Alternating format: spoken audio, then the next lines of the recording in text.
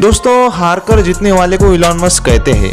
कई सारे नामुमकिन काम को मुमकिन बनाया है इलॉन मस्क ने। एग्जाम्पल के तौर पे रॉकेट को स्पेस में भेजकर उन्हें वापस जमीन पर लैंड करवा दे, वो भी ऑटोमेटिक। तो दोस्तों, आज हम इलॉन मस्क के 10 सबसे बड़े फेलियर के बारे में बताने वाले हैं। सक्सेस क्या है, फेलियर के बाद का नया chapter. Number 10, fail to get job. Netscape एक कंप्यूटर सॉफ्टवेयर कंपनी थी जो भी बंद हो चुकी है, पर 90s के टाइम में ये काफ़ी अच्छी कंप्यूटर सॉफ्टवेयर की कंपनी चल रही थी। और 1995 में टेस्ला और स्पेसएक्स के सीईओ जब उनके पास कुछ नहीं था तो इसमें जॉब करना चाहते थे।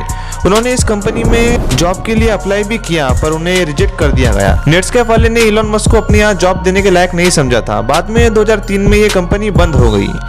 Number 9, Zip2 company Elon Musk ने अपने भाई के साथ मिलकर शुरू की थी और ये कंपनी काफ़ी अच्छे से चल भी रही थी। इसके अंदर इलॉन मस्क का जो स्टेक था वो तो था ही, लेकिन Zip2 में इनकी सीईओ की पोजीशन भी थी। सोचिए, अगर आपको आप ही की बनाई हुई कंपनी से निकाल दिया जाए, इलॉन मस्क को जॉब ना मिलना और जॉब से निकाले जाने का सामना ही करना पड़ता था। इन्हें Zip2 कंपनी के सीईओ की पोस्ट से 1996 में हटा दिया गया था। शायद कंपनी के मेंबर्स को इलॉन के डेयरिंग और काफ़ी अजीबगरीब सोच वाले फैसले कंपनी के फ्यूचर के लिए खतरनाक लग रहे थे। बाद में इलॉन मस्क ने इस कंपनी को ही बेच दिया। Number 8, PayPal. दोस्तों, ये तो आप जानते होंगे कि आज भी इंटरनेशनल ट्रांजैक्शन करने के लिए पेपैल बहुत ही अच्छा जरिया है। और शायद आप ये भी अच्छे से जानते होंगे कि पेपैल को भी इलॉन मस्क ने ही बनाया था।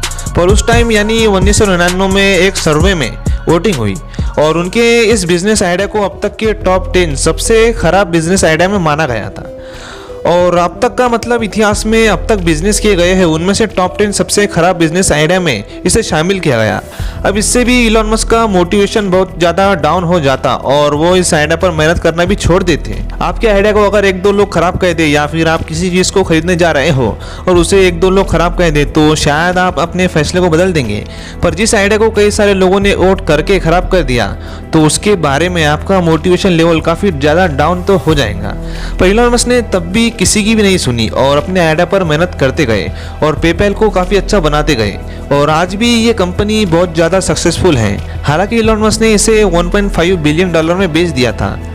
Number 7, crash dream car.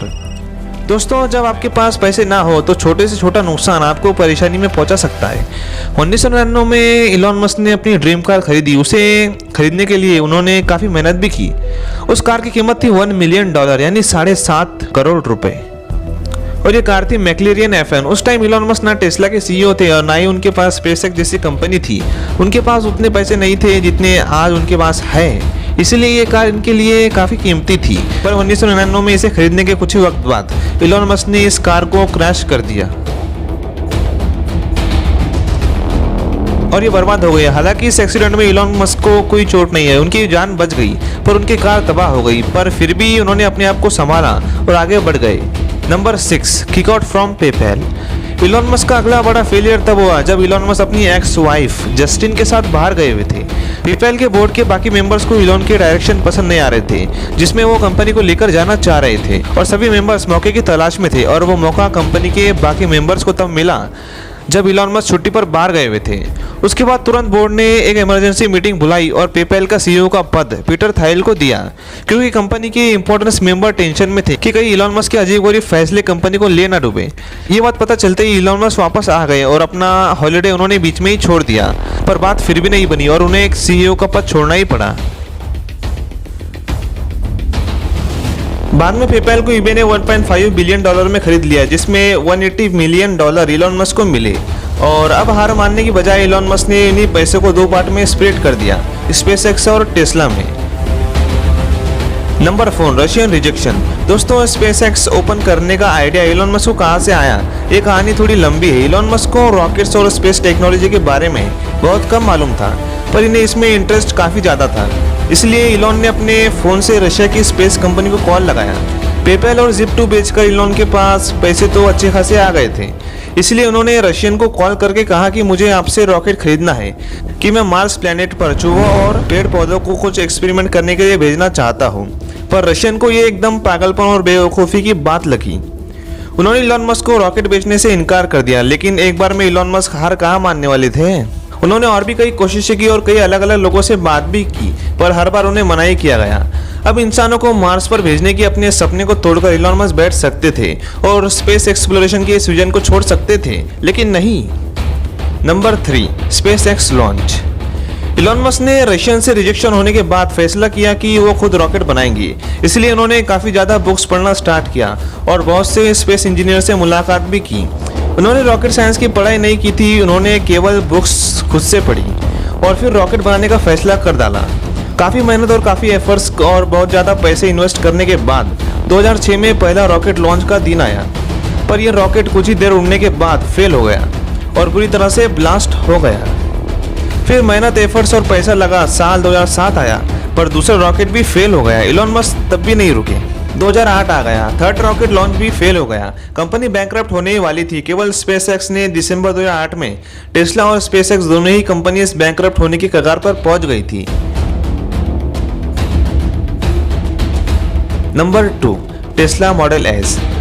2014 में भी टेस्ला ऑटोमोबाइल इंडस्ट्री में आने की कोशिश कर रही थी और इलॉन मस्क इस कंपनी को बचाने में लगे हुए थे, क्योंकि Tesla model S car electric car थी और इसमें बड़ी प्रॉब्लम्स आ रही थी। इसकी बैटरी इतनी ज़्यादा खतरनाक थी कि इससे आग लगने का खतरा बहुत ज़्यादा था और यही वजह थी कि लोग ऐसी नई एक्सपेरिमेंटल कार खरीदकर अपनी जान गंवाना नहीं चाहते थे।